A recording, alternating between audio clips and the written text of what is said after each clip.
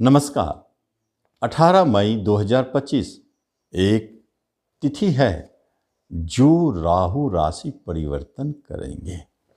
राहु देव आपके मीन राशि में थे, अभी भी मीन में राहु शनि की युति चल रहा है और मीन वालों के लिए अभी समय हो सकता है बहुत खराब हो।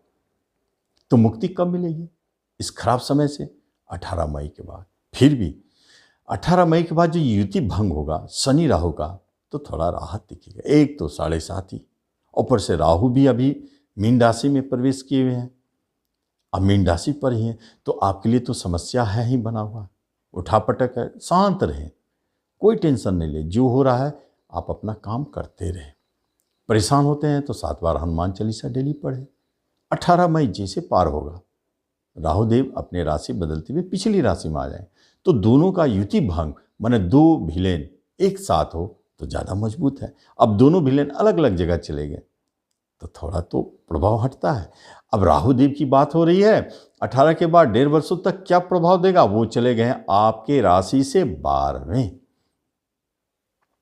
12वां राहु अच्छा नहीं होता है। 12वां राहु गोचर अष्टम गोचर राहु का अनिष्टकारी गोचर माना जाता है। मीन वाले राहु से कितना अपेक्षा रखते हैं कि आपको मिलेगा, जबकि वह आपके राशि से 12वें हैं। लेकिन यदि आपने समझ लिया इस राशि फल को ध्यान से, तो आपको रास्ते में आपको आशा की किरण नजर आने लगेगी कि कैसे इस 7.5 और इस राहु की गोचर दोनों से हम बचे। एक करेला दूसरा नीम चढ़ा, तो क्या करेगा? भारी उठापटक। तो मीन वाले क्या करना चाहिए, क्या होना चाहिए, कैसा हो? 12वां घर क्या है? खर्चा का है, तो खर्चा भी ताहासा। राहुदेव तो खर्चीला ग्रह है, खर्चा कराने में सबसे ज़्यादा मास्टरमाइंड है, अनाप शनाप खर्चा कराएंगे। 12वां घर हानि है, तो आपके धन की हानि करा देंगे।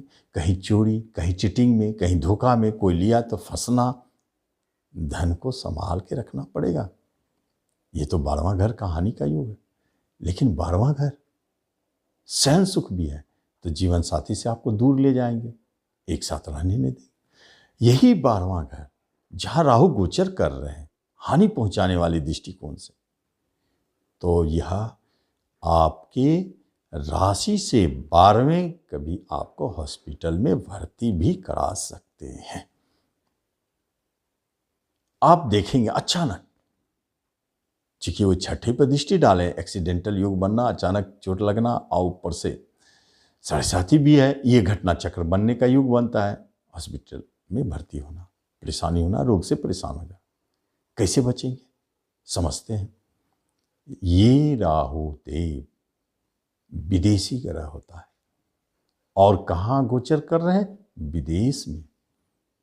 तो वो मीन राशि वाले निश्चिंत रहे, इस राहु के अच्छे प्रभाव आपको दिखाई देंगे जो विदेश में रह रहे हैं।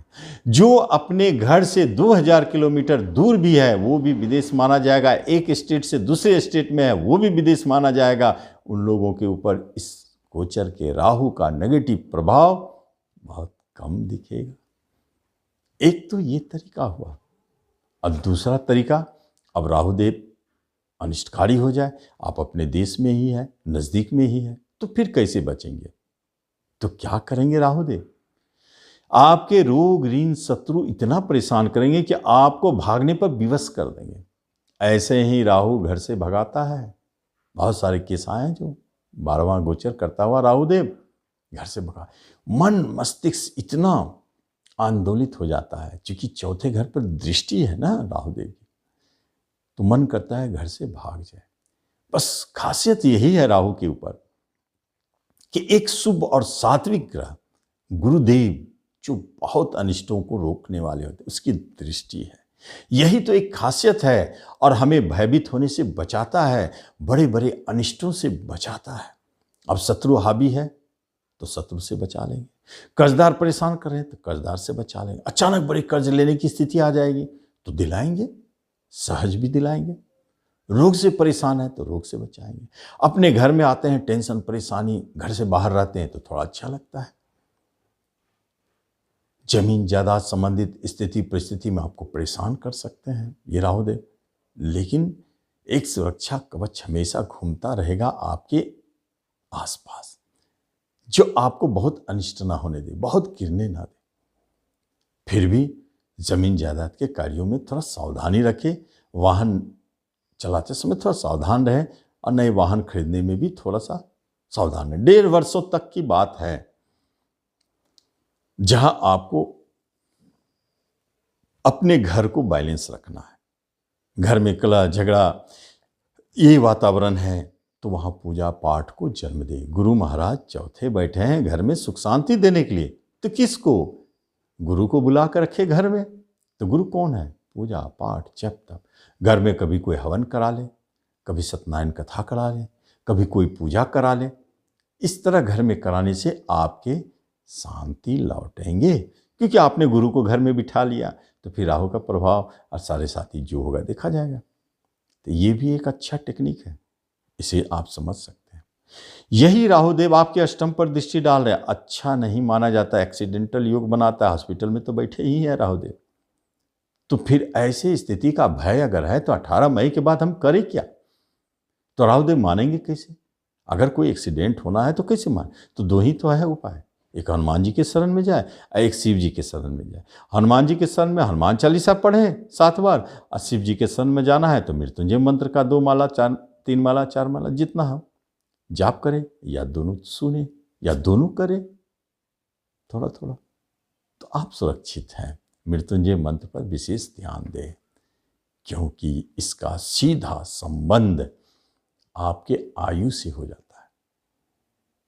इसलिए एक्सीडेंट में किसी तरह का मृत्यु भय हो, उससे मृत्युंजय मंत्र बचाते। आप नहीं कर सकते हैं, पंडित ब्राह्मण से करवा ले, 54,000 करा ले, जितना इच्छा हो, 25,000 भी करा ले, जितना आपको इच्छा हो, 11,000 भी करा ले, लेकिन कराएं। सुरक्षा चाहिए। अष्टम घर भारी उठा पटक का होता है, अनिष्टकारी होता है, लेकिन उसी अष्टम पर तो गुरु महाराज की दृष्टि है। जो धन फंसा है गुरु महाराज जी अपने रहते रहते उसे वापस करा लेंगे। और कभी कभी ये राहु गुरु का युति अष्टम पर दृष्टि के कारण ग्रह खजाना भी दिला देते हैं। ऐसे नहीं मानना पड़ेगा, क्योंकि राहुदेव अच्छे भी कर्म करेंगे, गुरु महाराज से प्रभावित हैं, तो अष्टम से जुड़े गड़ा खजाना दिला। इंश्योरेंस सेक्टर में है, अग्नि से जुड़े क्षेत्र में है, आप साइंटिस्ट हैं, ज्योतिषी है, तंत्र मंत्र अध्यात्म से जुड़े हैं, लॉयर है, मेडिकल क्षेत्र में है, तो आप महसूस करेंगे कि राहुदेव कभी कभी उठापटक कर रहे हैं, लेकिन आप सेफ रहेंगे। ये बात है। लेकिन विदेश में अगर आप हैं तो कोई टेंशन नहीं है, घर से बहुत दूर है तो खतरा नहीं है। ये तो राहुदेव करवा देते हैं। जिससे वाहन का काम आपका चलता है, ट्रांसपोर्टिंग, आप प्रॉपर्टी से जुड़े हुए काम में हैं, तो राहुदेव अचानक आपको कोई काम बड़ा दिलाएंगे और फंसा देंगे, लेकिन गुरु महाराज आपको धीरे धीरे उससे बाहर निकालेंगे। तो ऐसे स्थिति परिस्थिति में आपको सोच समझ के चलना चाहिए। राहुदेव आपके पंचम घर से अष्टम गोचर कर रहे हैं, एक तो गोचर अशुभ, एक पंचम से, तो पंचम को तो कोई बचा नहीं रहा। तो यहाँ तो राहुदेव कसकर आपके ऊपर वार करेंगे। तो संतान की तरफ से कोई बड़ा न्यूज, प्रेम प्रसंग का दूरी बनना, शेयर मार्केट से अचानक भारी हानि होना, पढ़ाई लिखाई शिक्षा प्रभावित होना, इस सब पर तो ध्यान देना बनता है। तो ये एक नेगेटिव फेज है। फिर भी राहुदेव अच्छाई करना चाहेंगे तो आपके कर्म को थोड़ा सुधार के रखेंगे, क्योंकि यहाँ कर्म स्थान पर शनि का बुरा प्रभाव है। तो शनि महाराज तो चाहेंगे आपके कर्म में उठापटक रहे, लेकिन राहुदेव गोचर के कारण थोड़ा संभालेंगे। यही राहुदेव आपके बिजनेस को संभाल कर रखेंगे, क्योंकि बिजनेस स्थान पर शनि महाराज का भी दृष्टि है। तो बिजनेस में तो उठापटक है, दाम्पत्य जीवन में उठापटक है, लेकिन राहुदेव आपको सेफ रखेंगे, बचाएंगे जरूर। अचानक कोई न कोई ऐसा निर्णय आए जो आप उससे निकल जाए। राहुदेव आपके धन से एकादश बहुत शुभ माना जाएगा, इसलिए तो कहें कि कभी कभी अचानक बड़े धन की प्राप्ति भी करा देंगे।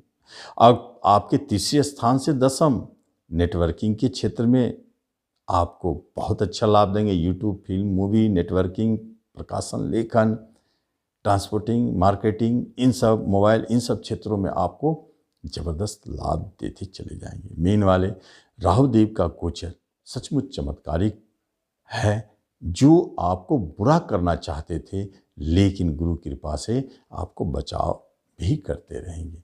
शनि की 7.5 का उपाय जारी रखें, और राहु के लिए आपको हमने बताया वो उपाय जारी रखें और इसका लाभ लें। धन्यवाद।